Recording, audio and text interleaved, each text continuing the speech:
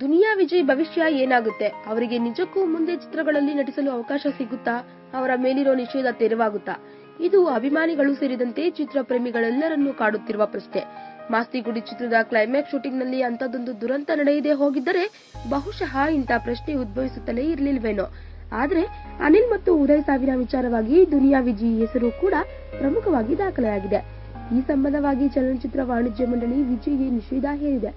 ಆದರೆ ಈ ನಿಷೇಧ ಚಾಲ್ತಿಯಲ್ಲಿರುವಾಗಲೇ ನಿರ್ದೇಶಕ ಆರ್ ಚಂದ್ರು ಅವರು ವಿಜಿಯನ್ನೇ ನಾಯಕನನ್ನಾಗಿಸಿ ಕನಕ ಚಿತ್ರವನ್ನು ಘೋಷಣೆ ಮಾಡಿದ್ದಾರೆ.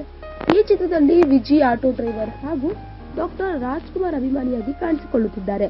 ಆದರೆ ಈ ಚಿತ್ರದಲ್ಲಿ ನಟಿಸೋಕೆ ವಿಜಿಗೆ ಅವಕಾಶ ಸಿಗುತ್ತಾ ಎಂಬುದು ಮುಖ್ಯ ಪ್ರಶ್ನೆ.